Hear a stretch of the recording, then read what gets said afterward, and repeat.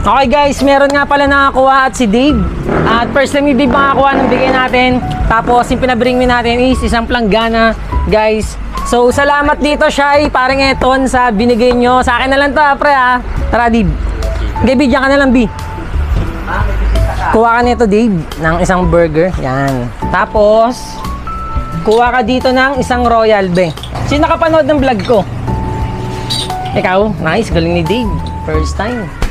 Baka may gusto kang shoutout, si Baste, si Mama.